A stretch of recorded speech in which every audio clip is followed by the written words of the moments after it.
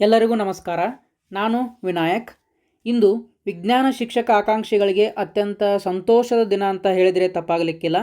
ನಿಮಗೆ ಗೊತ್ತಿರುವ ಹಾಗೆ ಈ ಹಿಂದೆ GPSTR ಜೀವವಿಜ್ಞಾನ ಶಿಕ್ಷಕರ ಅರ್ಹತಾ ಪಟ್ಟಿಯಿಂದ ಬಯೋಟೆಕ್ನಾಲಜಿ ವಿಷಯವನ್ನು ಕೈಬಿಡಲಾಗಿತ್ತು.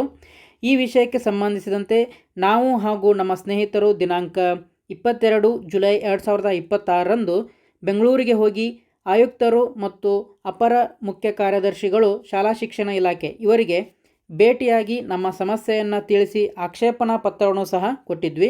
ಸೊ ಇದೀಗ C&R ರೂಲ್ಸ್ ತಿದ್ದುಪಡಿಯಾಗಿ ಬಂದಿರುವಂಥದ್ದು. ಖುಷಿ ವಿಷಯವೇನಂತಂದರೆ ಬಯೋಟೆಕ್ನಾಲಜಿ, ಬಯೋಕೆಮಿಸ್ಟ್ರಿ ಹಾಗೂ ಇಂಡಸ್ಟ್ರಿಯಲ್ ಫಿಶರೀಸ್ ಈ ವಿಷಯಗಳನ್ನು ಮರಳಿ ಸೇರಿಸಿದ್ದಾರೆ. ಇದು ಕೇವಲ ಒಂದೆರಡು ವಿಷಯಗಳನ್ನು ಪಟ್ಟಿಗೆ ಸೇರಿಸಿದಂತಹ ವಿಚಾರವಲ್ಲ, ಬದಲಾಗಿ ಇದು ಸಾವಿರಾರು ಅಭ್ಯರ್ಥಿಗಳ ಹೋರಾಟಕ್ಕೆ ಸಿಕ್ಕಿರುವಂತಹ ನ್ಯಾಯ. ಸೊ ಈ ಸಂದರ್ಭದಲ್ಲಿ ಮೊದಲನೇದಾಗಿ ನಮ್ಮ ಹೋರಾಟಕ್ಕೆ ಬೆಂಬಲ ನೀಡಿ ಅಬ್ಜೆಕ್ಷನ್ ಲೆಟರ್ಗಳನ್ನು ಸಲ್ಲಿಸಿದಂತಹ ಪ್ರತಿಯೊಬ್ಬ ಅಭ್ಯರ್ಥಿಗೂ ನನ್ನ ಧನ್ಯವಾದಗಳನ್ನು ತಿಳಿಸ್ತೇನೆ. ಆನಂತರ ತುಂಬ ದೂರದ ಊರುಗಳಿಂದ ಬೆಂಗಳೂರಿಗೆ ಬಂದು ಅಧಿಕಾರಿಗಳನ್ನು ನೇರವಾಗಿ ಭೇಟಿ ಮಾಡಿ ನಮ್ಮ ಸಮಸ್ಯೆಯನ್ನು ಮನವರಿಕೆ ಮಾಡಿದ ಪ್ರತಿಯೊಬ್ಬರಿಗೂ ವಿಶೇಷವಾದಂತಹ ಧನ್ಯವಾದಗಳು.